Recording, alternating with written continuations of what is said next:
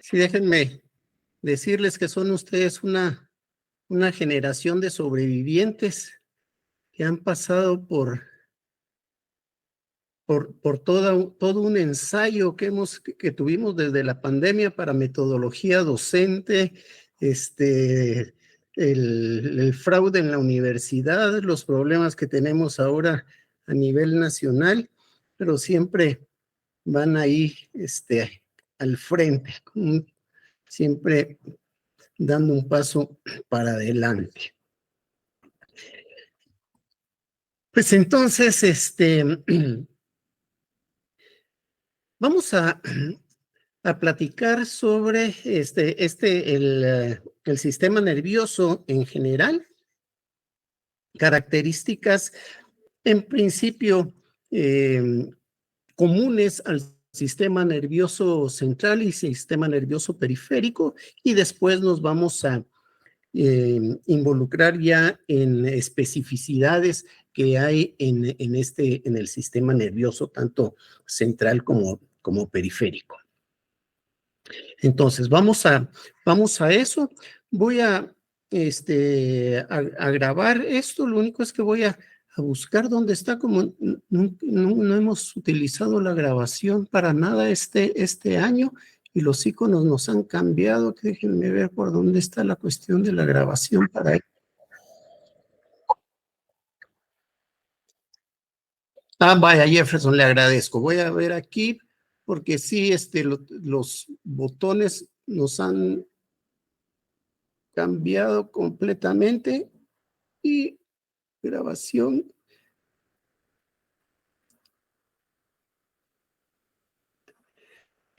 ¿Les aparece ya el icono ahí de que se está grabando ya? A mí no.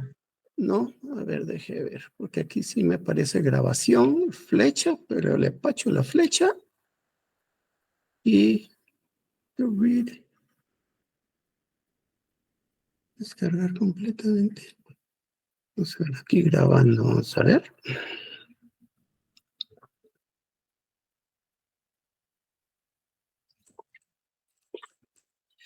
Grabación.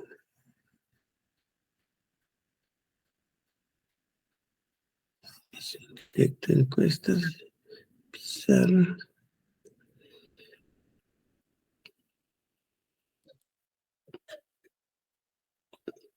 Sí, fíjense que aquí le pongo esté grabando y sí me aparece el pocito rojo, pero a mí tampoco me aparece el icono de que ya esté grabando acá.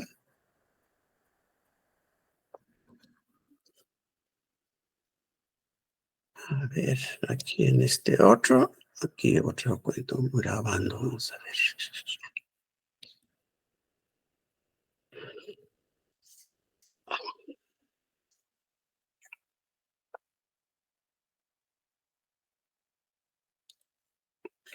No, pues no me aparece. Ustedes no sé si lo tengamos activo. ¿Han grabado con otras clases por Meet últimamente?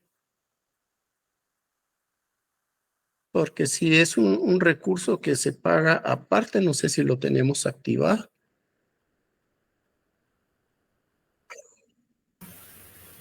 Sí, yo creo que el doctor Sergio graba las clases aquí en Meet. Vamos a ver. Gracias. Verificar notificaciones, aplicar efectos, grabación. Aquí está. Sin títulos ninguno. Francés, español. Me dicen qué idioma quiero grabar, pero si solo en castellano voy a ver.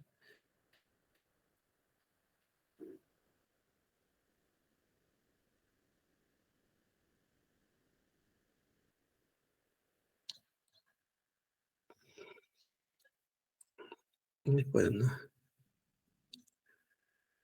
Jefferson, le agradezco su ofrecimiento. Se me hace favor, entonces, para que lo podamos subir. Vaya. Pues le agradezco mucho, Jefferson. Bien.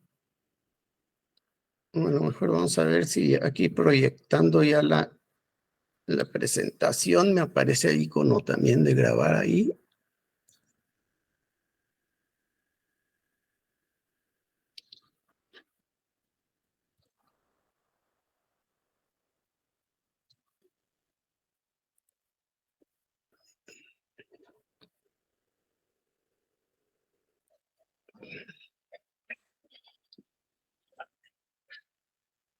Bien, pues hemos estado platicando de algunas características bastante intrincadas, si se quiere, del sistema nervioso, y vamos a ver algunas más de la complejidad que tiene el sistema.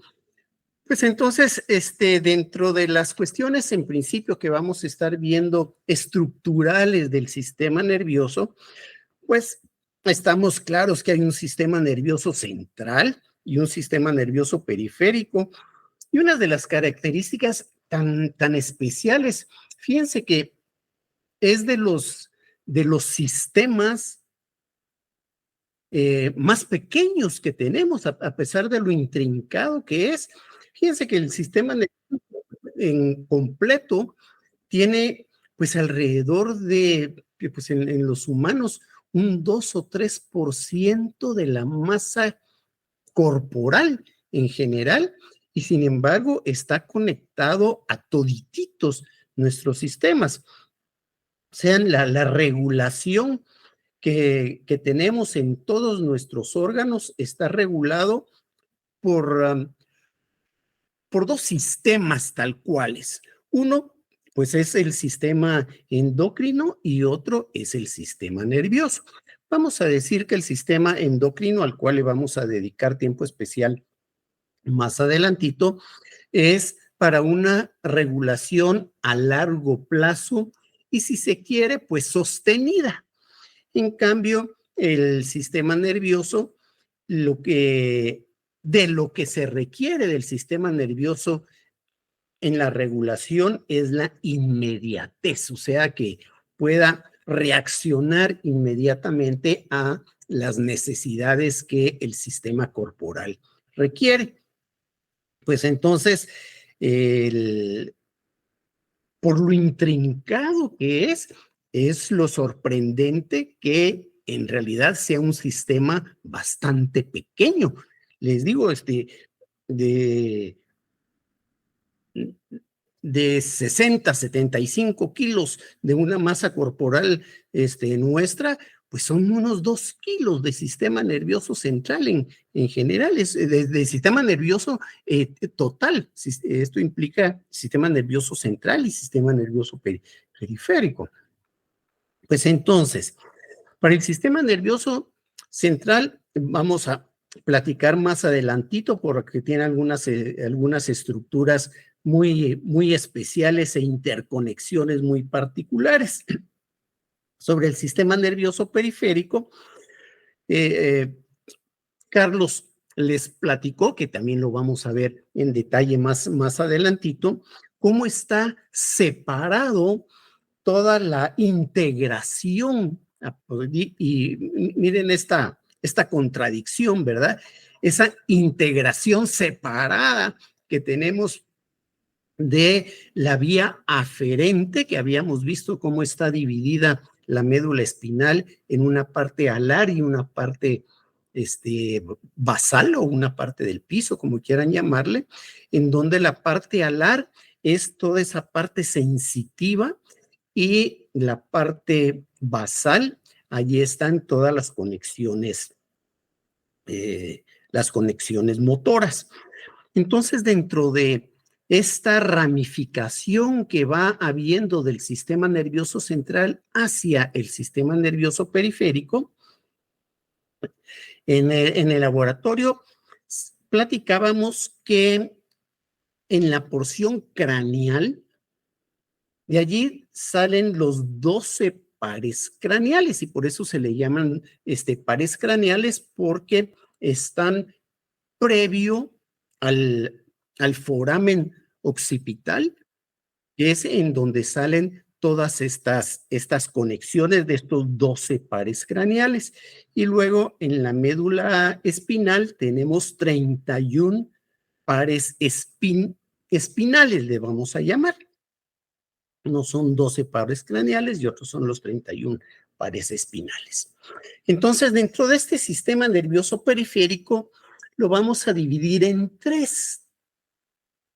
Uno va a ser el sistema nervioso somático, que se le llama, que son esto que platicábamos, que salían de la médula, esta parte sensitiva y esta parte motora, que estos son esa parte sensitiva y esa parte motora que vienen de, pues de los nervios, de los órganos, de los sentidos, y luego la parte motora hacia esos miembros, esos órganos. Entonces, ese es el sistema nervioso somático. Luego tenemos el sistema nervioso autónomo, que también tiene una porción sensitiva, que eso viene particularmente de órganos como corazón, pulmones, el sistema digestivo, aunque se recuerdan que cuando vimos el sistema digestivo, vemos que tiene su propio sistema entérico. Pero además de eso, también el sistema digestivo está conectado mediante estas conexiones neuronales, tanto sensitivas como motoras, por el sistema nervioso autónomo.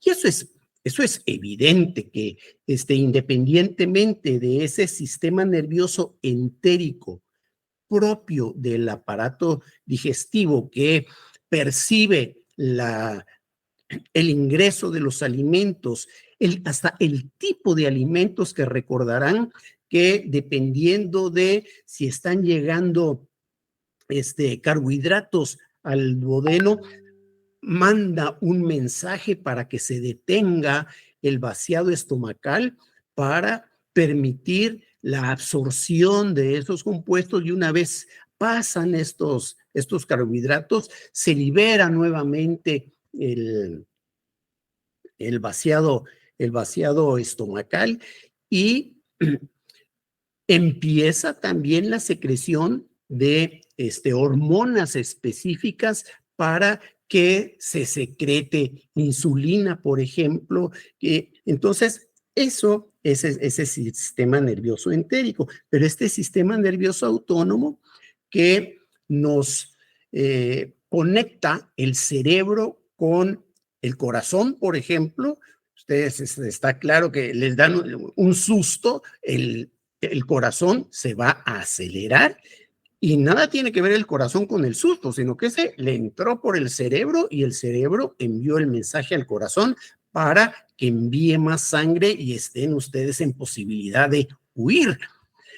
El sistema nervioso autónomo pues también está conectado, les decía, independientemente del sistema nervioso entérico, al aparato digestivo también, porque ese susto pues les acelera el movimiento intestinal, y entonces hasta del susto van a tener un tremendo accidente allí, pero está claro que fue la conexión neuronal en el cerebro que mandó ese mensaje al aparato digestivo. Entonces, está claro que hay una conexión independientemente del entérico que está conectado intrínsecamente al aparato digestivo. También tenemos al sistema nervioso central, el aparato digestivo. Por eso es que no dudo que en más de alguna ocasión alguno de ustedes esté con un nerviosismo, con un estrés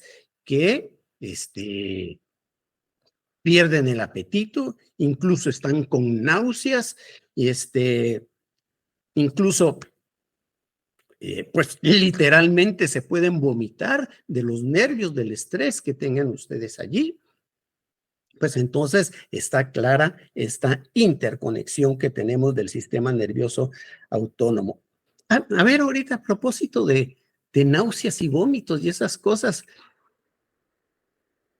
Hemos estado viendo la cuestión de la reproducción y esas cosas. A ver, un bonito, vamos a irle adicionando más bonos para el próximo parcial. Pues miren, si no hay ninguna otra disposición por parte de las autoridades, estaríamos con nuestro parcial, pues el próximo lunes a la hora normal, ¿verdad? Nuestros dos periodos estaríamos para el próximo lunes entonces. Pues ¿qué les decía? Un bonito. ¿Por qué es eso de las náuseas durante el embarazo?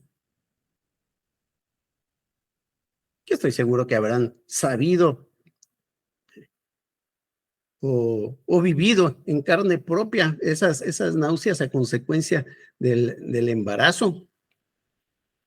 ¿Cuál es la razón fisiológica de esas náuseas y demás a consecuencia del embarazo? Y además es por un periodo específico de la gestación que se dan con intensidad esas náuseas. Aunque estoy seguro que sabrán de alguien que nunca sintió un malestar, ni mucho menos, pero es común que haya náuseas en los primeros estadios de gestación.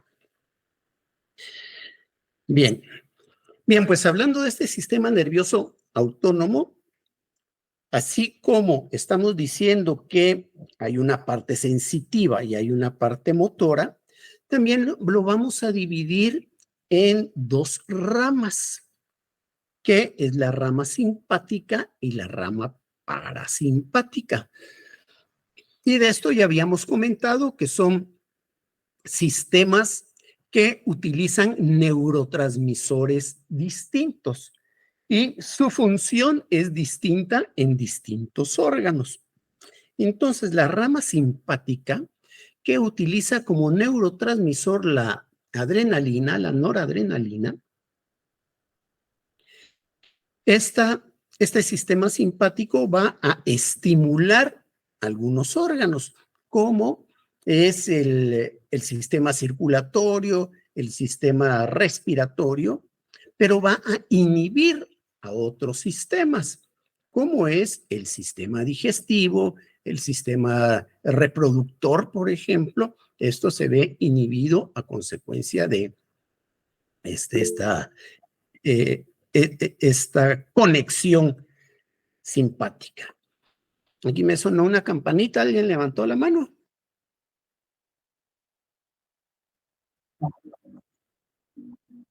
No, todavía no. Ok, bien, y por otro lado tenemos el sistema parasimpático, que su neurotransmisor es la acetilcolina, que nos platicaban la vez pasada en una de las presentaciones de la acetilcolina. Este sistema parasimpático, va a tener también regulaciones opuestas con distintos órganos.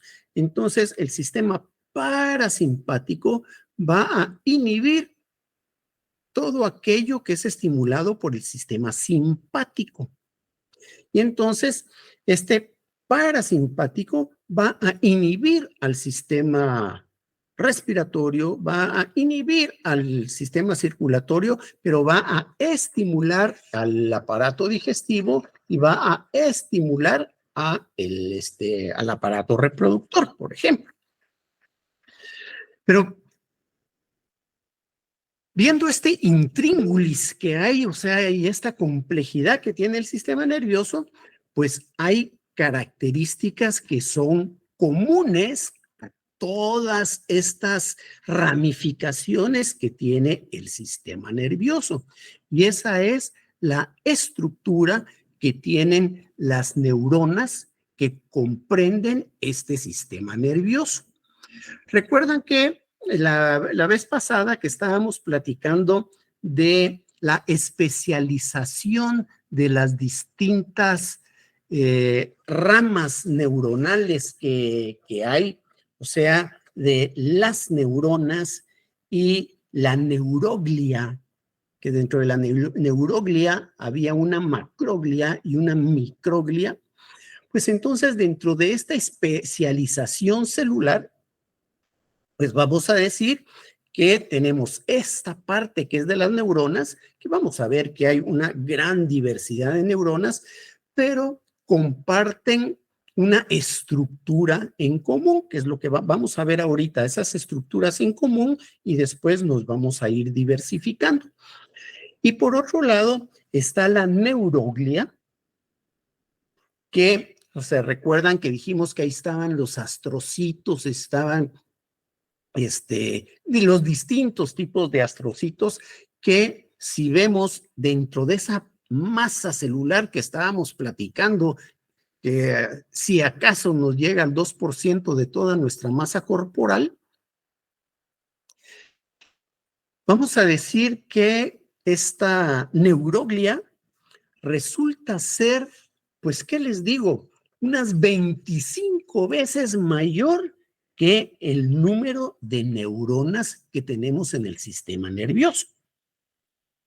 Otra característica distinta que tenemos entre las neuronas y esta neuroglia es que las neuronas, aunque, como les decía, vamos a tener unas presentaciones especiales para lo concerniente a reparación del sistema nervioso,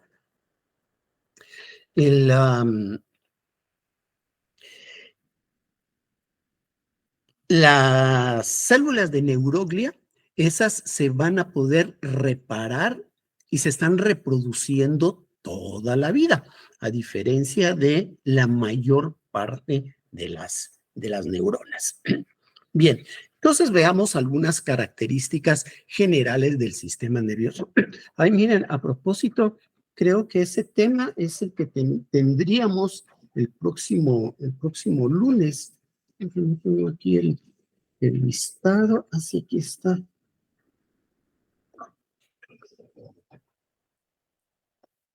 Astrid y Diana están para el próximo lunes también, ¿verdad?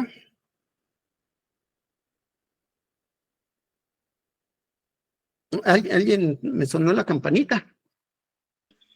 Sí, perdón, licenciado, es que hay gente esperando entrar, entonces quería pedirle perdón por eso. A ver, permítame, ahorita les doy acceso.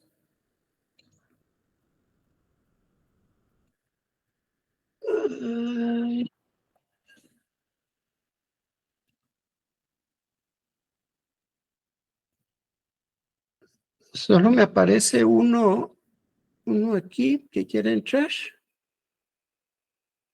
Solo José.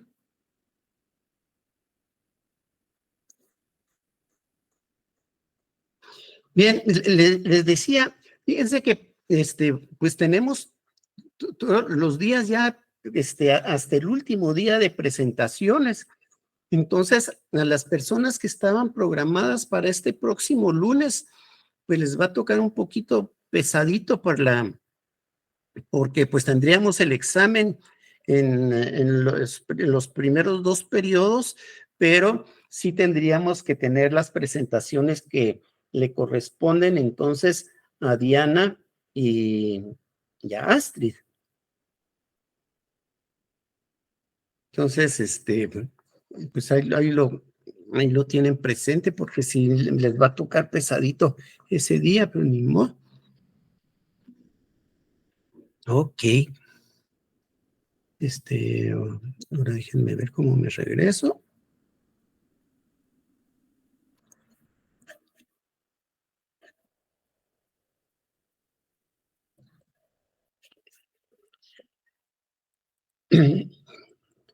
Bien, entonces, vamos a ver algunas características generales de las neuronas y después me voy a ir especificando algunas diferencias que vamos a ir teniendo.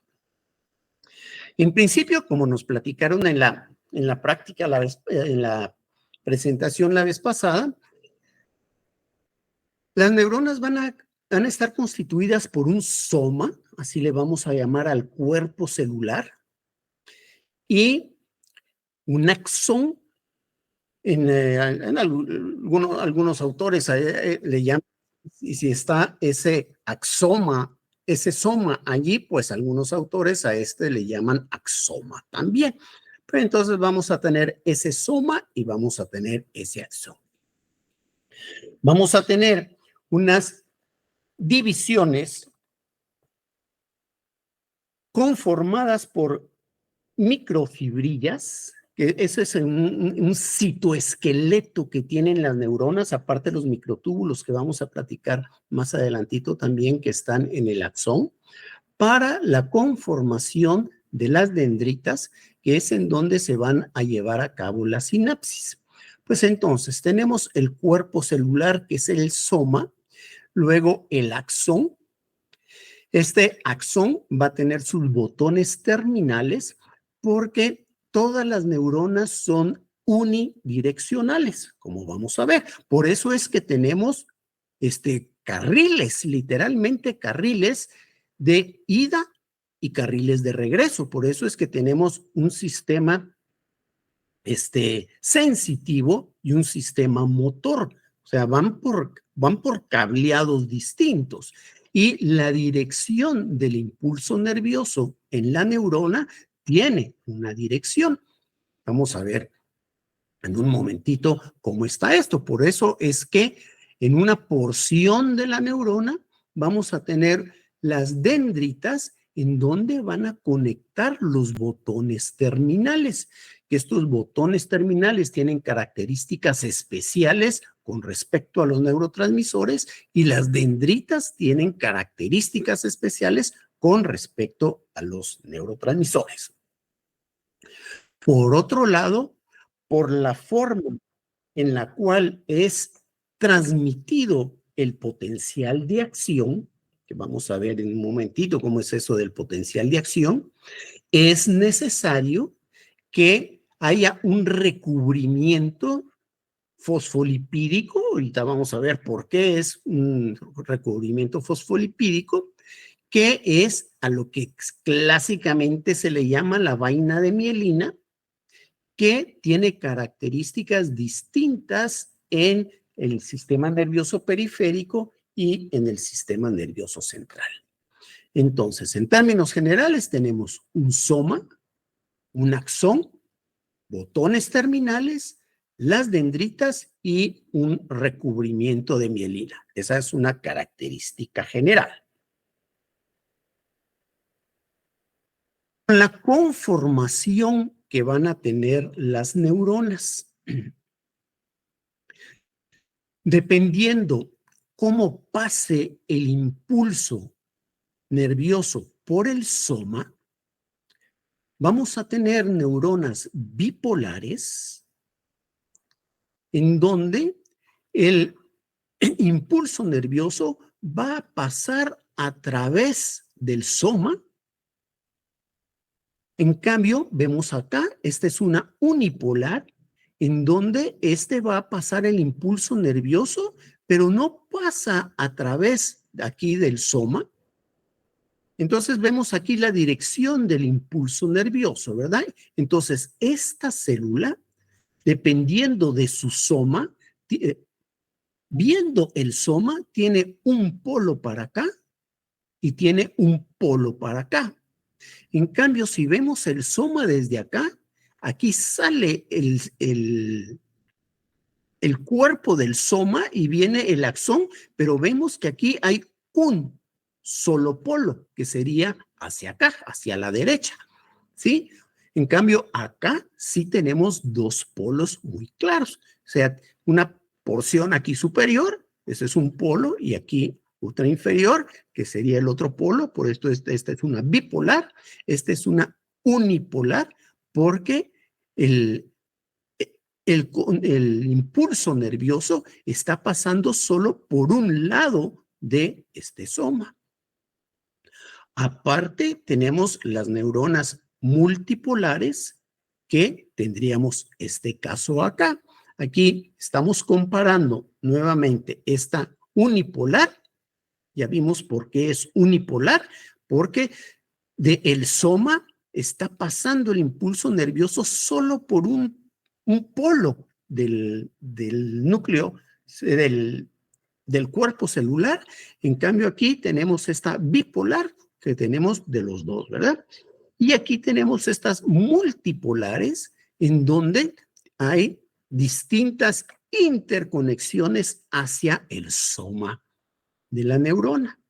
Entonces tenemos células unipolares, multipolares, bipolares.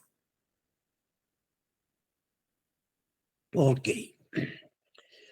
Sobre las conexiones, vamos a ver que, como les decía, son unidireccionales.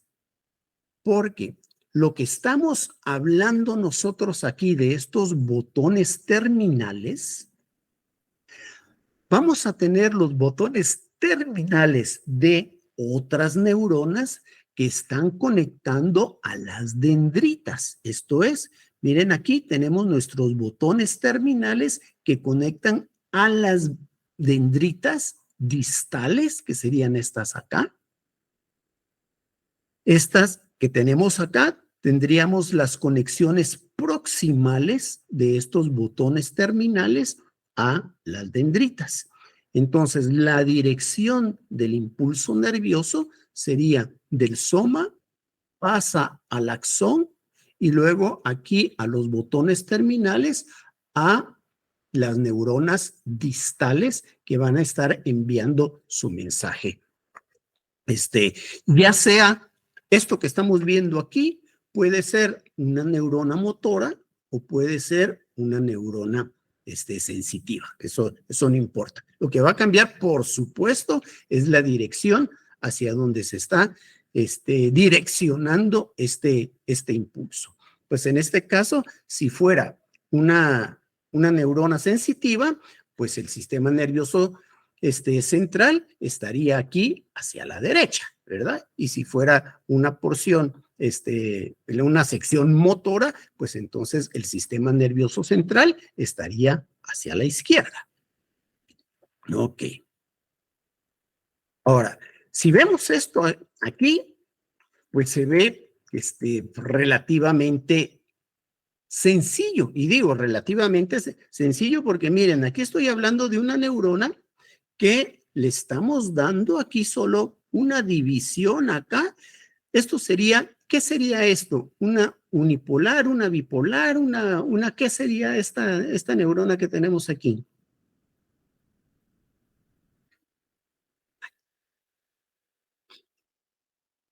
Unipolar sería, ¿no? Esta sería una unipolar, efectivamente, porque el impulso está llegando, por supuesto, por todas estas dendritas, que estas pueden ser, aquí tenemos 1, 2, 3, 4, 5, 6, 7, 8 ramificaciones, pero estas, el número de dendritas pueden ser cientos, ¿sí? Pues entonces, y si así hay de cientos de dendritas, ahora imagínense con una multipolar como esta, que cada una de estas ramificaciones tendrá sus propias dendritas. Entonces, la complejidad que se tiene en estas interconexiones neuronales es indispensable llevarlo a este grado de simpleza para poderlo entender. Si vemos cómo está estructurado nuestro sistema nervioso central, en principio, también esto en extremo simplificado, aquí estamos viendo una neurona, ¿sí? Tendríamos aquí el soma de esta neurona. Aquí tenemos el axón de esta neurona. Aquí tenemos otro axón de otra neurona. Y aquí tenemos astrocitos. Aquí tenemos unos vasos sanguíneos que los vasos sanguíneos del sistema nervioso central son tan especializados, como vamos a ver más adelante, que incluso se les llama hasta de otra manera, que es la barrera hematocefálica. Pues Todos estos astrocitos, estos son astrocitos protoplasmáticos, que estos astrocitos protoplasmáticos, función fundamental es nutrir a las neuronas. Porque estas neuronas, en principio, no están en conexión directa con los vasos sanguíneos, sino que los que están en conexión directa con los vasos sanguíneos son los astrocitos. Y estos astrocitos son los encargados de extraer los nutrientes, fundamentalmente glucosa, van a metabolizar esa glucosa y si se recuerdan ustedes de su glucólisis, en la glucólisis tenemos como intermediario el ácido láctico. Pues ese ácido láctico, o sea, la glucólisis en los astrocitos, hasta allí, hasta ácido láctico, va a llevarse a cabo el proceso de glucólisis. Y ese ácido láctico es el que le da a las neuronas para que las neuronas concluyan el proceso de glucólisis y obtener toda la energía que requieren. Las neuronas no pueden nutrirse directamente de la glucosa.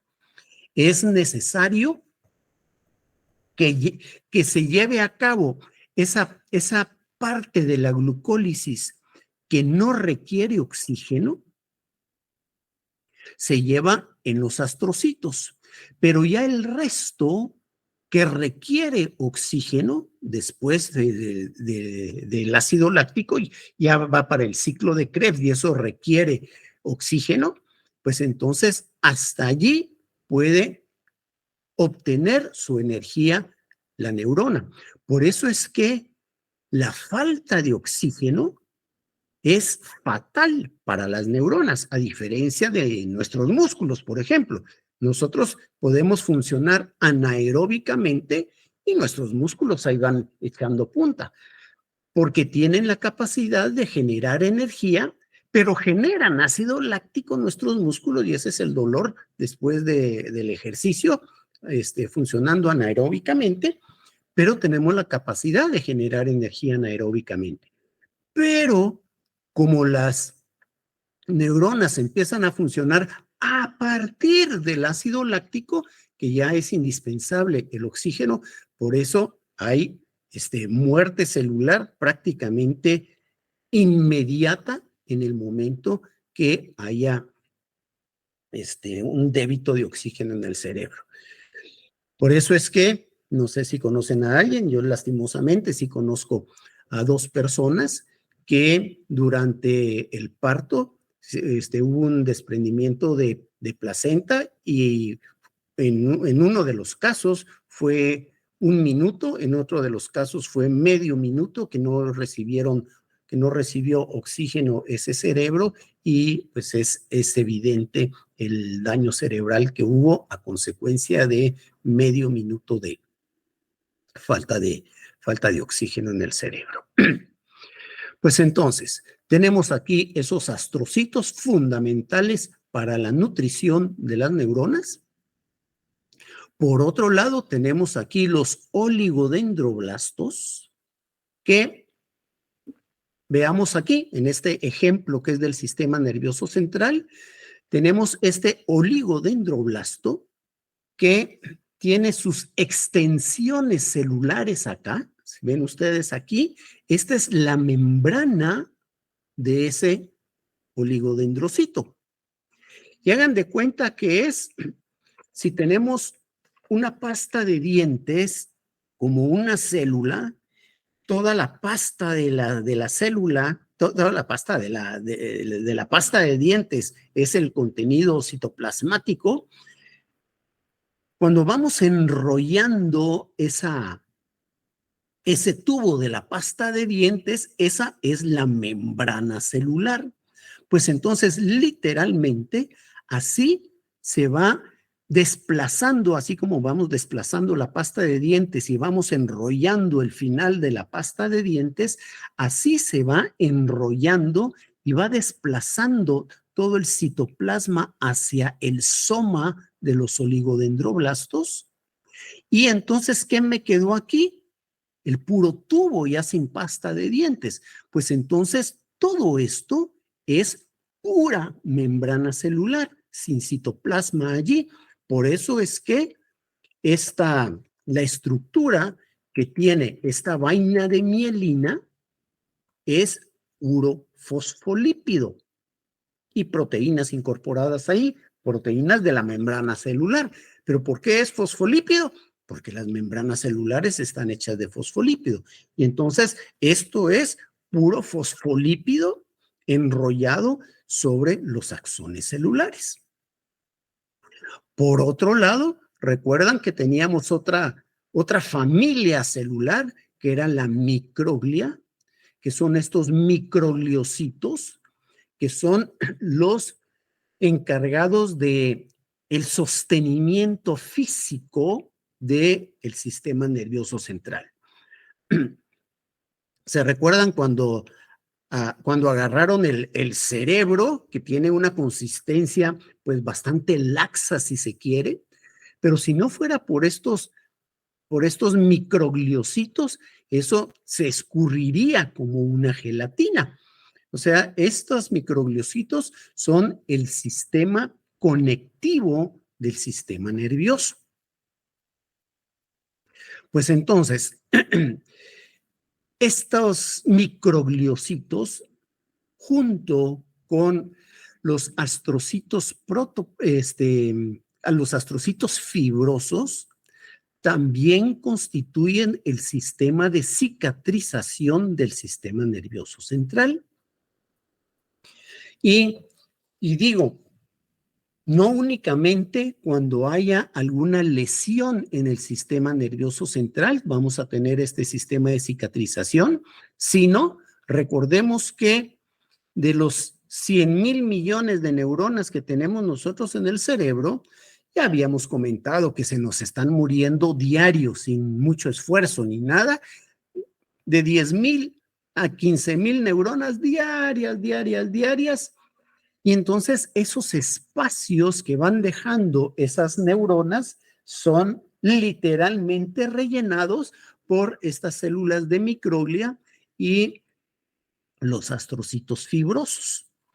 Entonces, entre los astrocitos fibrosos y estas células de microglia son las que constituyen ese sistema cicatrizal del cerebro que comentábamos también en alguna oportunidad, que esto nos los van a platicar ahora que estemos viendo esto del sistema de cicatrización, de reparación del sistema nervioso, como cuando, por ejemplo, si hay una lesión en este axón, ¿sí?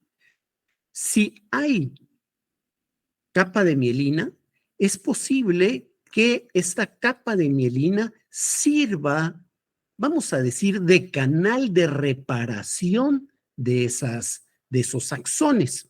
Lo que no es posible, salvo algunas excepciones, como nos van a platicar con estos artículos, es que haya regeneración de los somas celulares, o sea, que haya nuevas neuronas, salvo algunas circunstancias, les digo, que la excepción confirma la regla.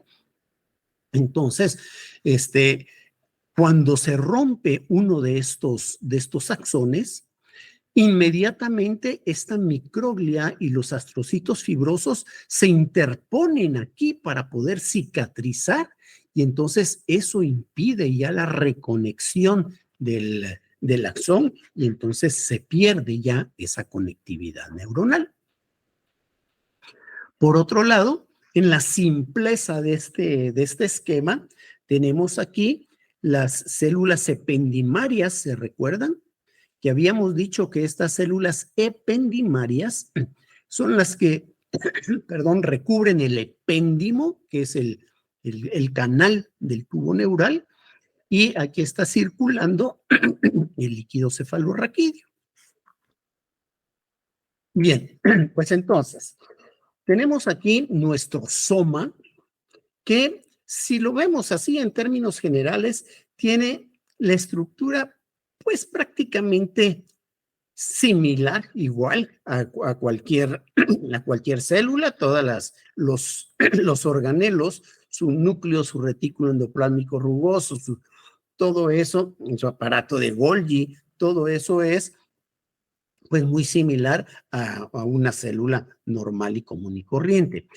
Hay algunas características especiales que son los cuerpos que están presentes solo en en las neuronas, que son los cuerpos de Nissl, no tengo aquí no, pues es Nissl, que es el NISSL, así se escribe, cuerpos de Nissl, NISSL, los cuerpos de Nissl, que son ribosomas libres. ¿Se recuerdan ustedes que los ribosomas están incrustados en el retículo endoplásmico rugoso? Por eso es que se le llama retículo endoplásmico rugoso, por la apariencia que tiene el retículo endoplásmico con los ribosomas allí, que sería pues muy esquemáticamente esto que tenemos acá, ¿verdad?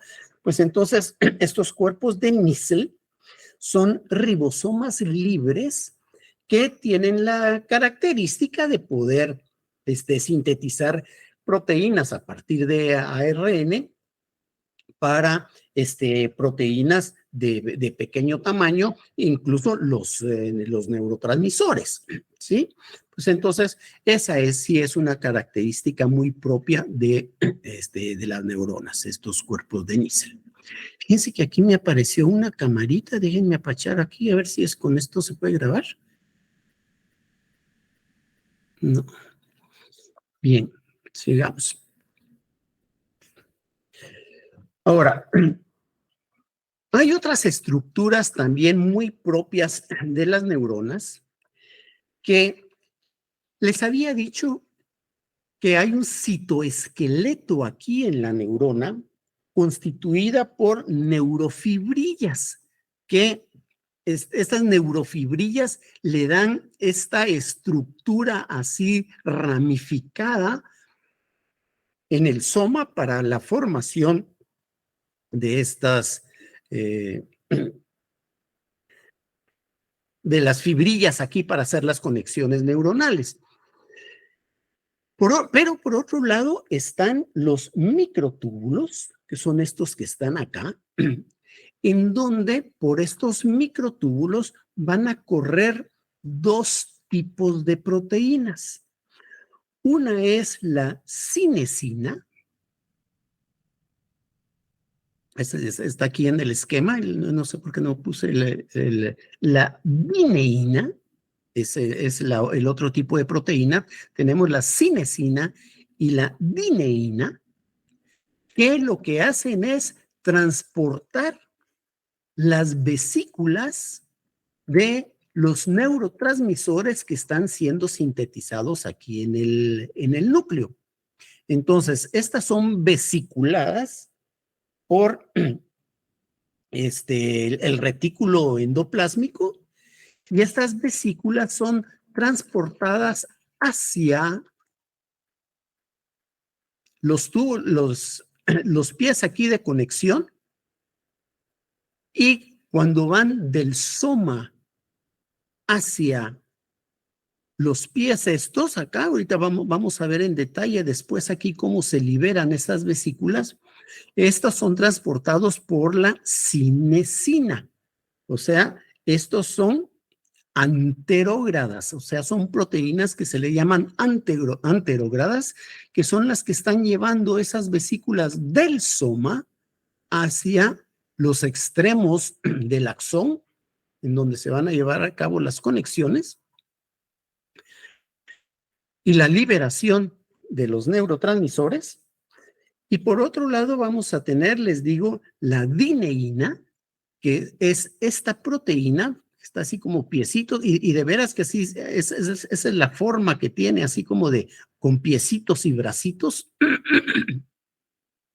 Pues esta dineína tiene una función retrógrada, que es llevar estas vesículas vacías para recargarse de neurotransmisores y después nuevamente la cinesina transporta las vesículas cargadas con los neurotransmisores. Ahora, van a decir, ¿y por qué estar llevando y trayendo primero vesículas llenas? Pues eso está claro, pero ¿por qué traerse las vesículas vacías de regreso? Y es porque si empezamos nosotros a liberar, no sé si están más grandes aquí las en las otras donde tenía, no están del mismo tamaño, pero bueno, aquí si empezamos a llevar, ¿qué son las vesículas al final? Pues son estructuras de membrana celular en forma de vesícula. Pero entonces, ¿qué pasa si esta cinesina está trayendo vesículas y las libera aquí en los botones y libera esa porción de vesícula aquí?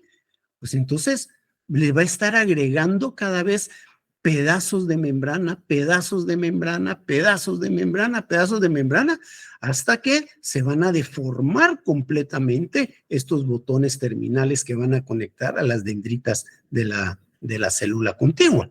Pues entonces no es posible que esas vesículas sencillamente se queden allí. Por eso es que es necesario traerse esas vesículas de regreso y llevárselas a recargar, y por eso es que tenemos un sistema de transporte de vesículas llenas de neurotransmisores por medio de la cinesina y de regreso las vesículas vacías transportadas por la dineína. Bien, entonces, decíamos, de esos neurogliocitos, habíamos dicho que teníamos los astrocitos, que como les decía, estos astrocitos van a jalar esa glucosa y de hecho tienen la capacidad de almacenar la glucosa en forma de glucógeno, pero tiene que ser metabolizado a ácido láctico y de esa forma, como ácido láctico, es que le pasan ese compuesto a las neuronas para que ya puedan sintetizar su propia energía. Luego, los oligodendrocitos, habíamos dicho, vamos a tener dos tipos de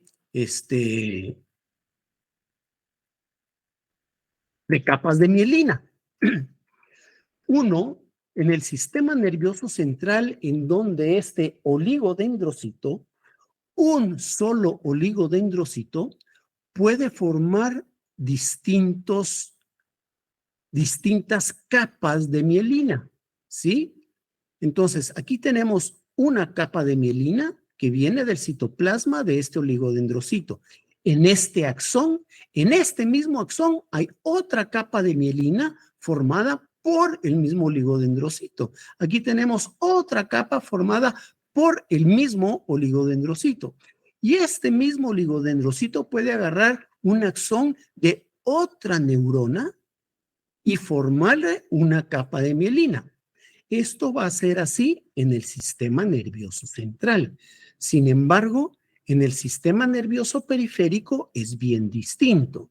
Aquí tenemos lo que está sucediendo con el sistema nervioso central, que un solo oligodendrocito puede agarrar varios axones o el mismo axón formar varias capas, como lo estábamos viendo aquí arriba.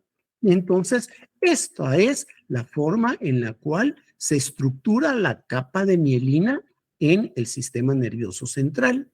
En cambio, en el sistema nervioso periférico, estas células de Schwann que se originan de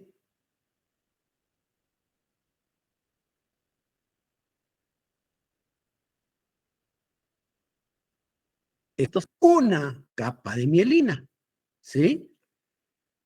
Entonces, si vemos esto acá, si esto es una célula del sistema nervioso periférico, esta es una célula, esta es otra célula, esta es otra célula independiente, esta es otra célula independiente, esta es otra célula independiente. En cambio, en el sistema nervioso central, un solo oligodendrocito puede formar distintas capas de mielina y entre capa y capa de mielina vamos a tener los nódulos de Ranvier, que vamos a ver lo importante que son estos nódulos de Ranvier, que es esa parte de membrana de axón que queda libre de la capa de mielina, que es indispensable para que pueda darse este transporte del impulso nervioso, que es lo que vamos a ver en próxima ocasión. Para que veamos cómo se da este impulso nervioso y ese sistema saltatorio que hace que el sistema nervioso pueda pasar, pues, o sea, desde el cerebro. Miren el tamaño de la neurona que podemos tener desde nuestra médula espinal hacia, pues, la punta del dedo gordo del pie. O sea, son unas neuronas grandísimas y el impulso nervioso tiene que ser transportado rapidísimo. Y eso no sería posible si no fuera por estos nódulos de Ranvier, que vamos a ver cómo ese impulso saltatorio resulta ser fundamental para que podamos tener esa eficiencia en el transporte del sistema nervioso. Bien, hasta aquí estamos. ¿Hay alguna pregunta de esto?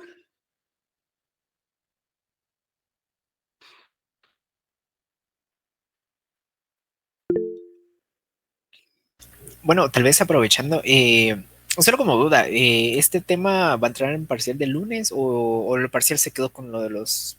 No, lo dejamos así como lo teníamos con el tema hasta donde habíamos dicho. Okay. Son prácticamente todos los artículos que vimos hasta donde presentó Kimberly. Y hay esa colita que di yo que me había quedado en el tintero de la estructura general de la médula espinal. Okay, vale, gracias. Sí. Bien. Ahí se recuerdan entonces, sí, que por cómo estamos ya calendarizados todas las presentaciones. Después del examen tendríamos un ratito para poder divagar un poco, unos 15 minutos, y después tendríamos las presentaciones de quienes le corresponden, que serían Astrid y Diana para el lunes.